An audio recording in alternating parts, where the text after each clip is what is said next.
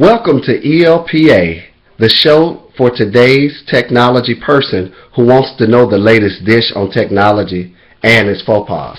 I'm your host, the ladies' man about town, Kenny Yarbrough. So let's get right into it.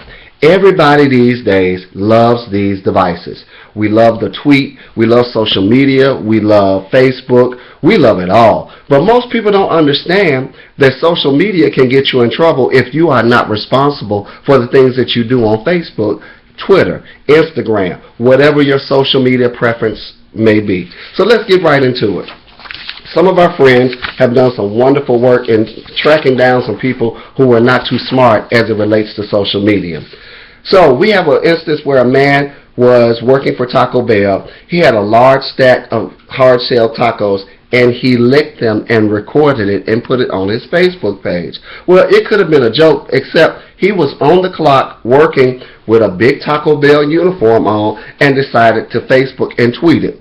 Well, some of the execs at Taco Bell saw this and they were not happy. So right now, guess what he's doing? He is trying to run for the border to find a taco because he is no longer working there. I don't think that people really realize some of the damage that social media can do when we are not responsible with it. Case in point, even though we may have good intentions about certain things, the way that we approach it with social media can make it perceived to the powers that be that they are not, people are not happy with their jobs. There was a bus driver who, one of his children who rode the bus complained that he was hungry, and he was hungry consistently. And so the bus driver asked him, did he not eat at school? And the child told him no, that they would not feed him. And so the bus driver took it upon himself to try to contact the central office to try to make a few phone calls so that the child could find something to eat. Well, he wasn't getting the resolution fast enough, and so he resorted to putting out Facebook tweets and Facebook posts about how the school system needed to take better care of the children. Unfortunately, the bus driver is now taking the bus because he was fired because the people did not enjoy the way in which he talked about them. There was a school teacher in Denver, math teacher, a young lady who just finished undergrad, was teaching, and then she decided that she wanted to indulge in some recreational drugs, so to speak. So Friday, after work, she was kicking back with her friends, decided to roll a blunt, got to smoking on stuff, and talked about how hot some of her students were, and this is what they needed to do to relax after a long day, a long week of teaching school. She started snapping pictures about it and putting it on Instagram and Facebook. Well, the school district found it, decided that that wasn't the type of math teacher that needed to be teaching, and guess what she got? The axe. Lastly, there was a woman in South Carolina within the last month who decided that her hair was more important than her job.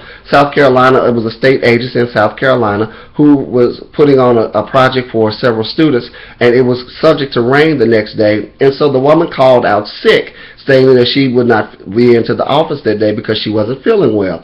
But she put on social media that she refused to get her hair wet because it was not worth any amount of money to get her hair wet because it wasn't worth it. She put this on her Facebook page, she tweeted it on her Twitter, and she Instagrammed pictures of selfies with this fresh hairdo.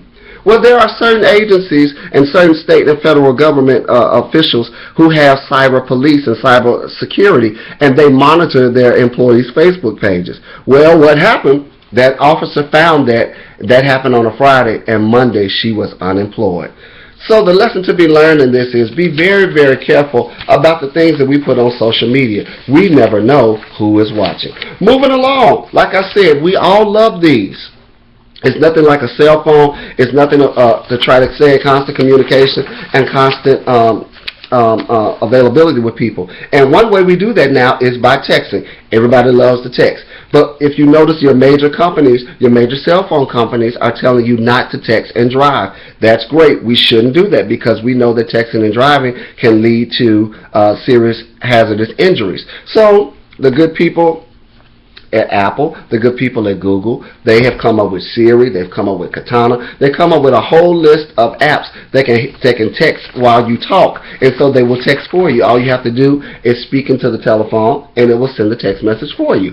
But studies have shown that the text-free driving is still, the hands-free driving is just as dangerous as when we're manually texting. There was a study done by the Texas A&M Transportation Institute in which they chronicled and they compared hands-free texting to traditional texting and to judge the response rate of individuals. The response rate was still the same. People have the same amount of distractions. People are still not reacting as well, whether they're doing manual texting or whether they're doing hands-free texting. I want to read just quickly a short excerpt of what happened. Each driver in this particular study completed 5 text messaging tasks: send 1, read 1, reply to 3, and simply read 1. The texts were very short script, and there were people asking questions like, hey, how are you doing? What's for dinner tonight?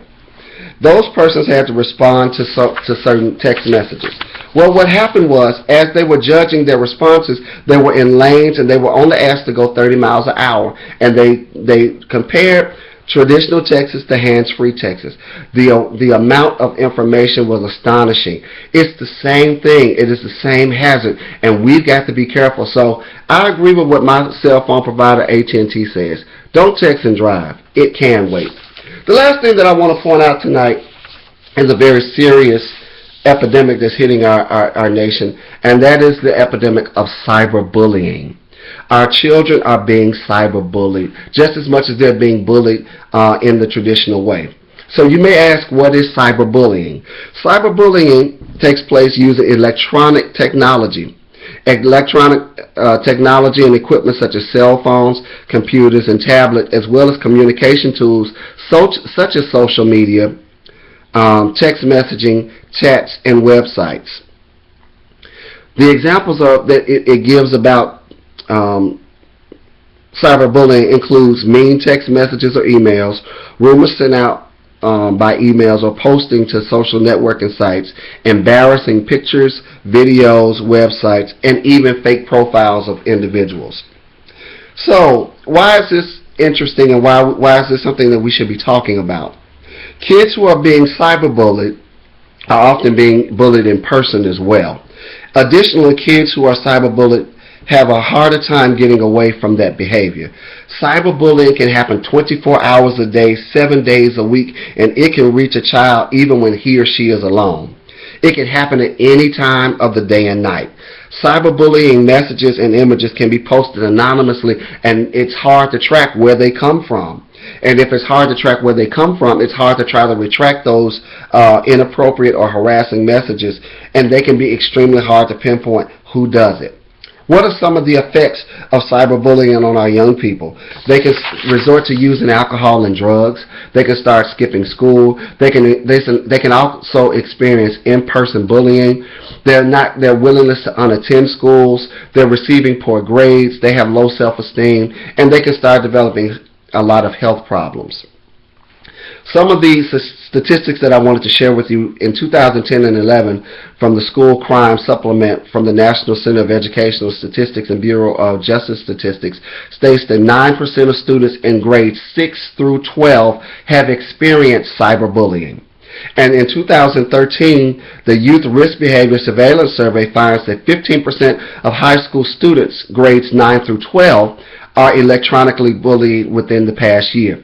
So what are we learning from this? Parents, we need to make sure that our kids are not being cyberbullied. For those of us that are in education, we need to make sure that we look and monitor our children's behavior to make sure that if cyberbullying is going on, that we can try to react to it swiftly. Well, this has been ELPA. I'm your host, Kenny Yarbrough, ladies man about town, and I'm the one that will give you today's scoop on technology and its faux pas. I hope you've had a good night. Have a good one.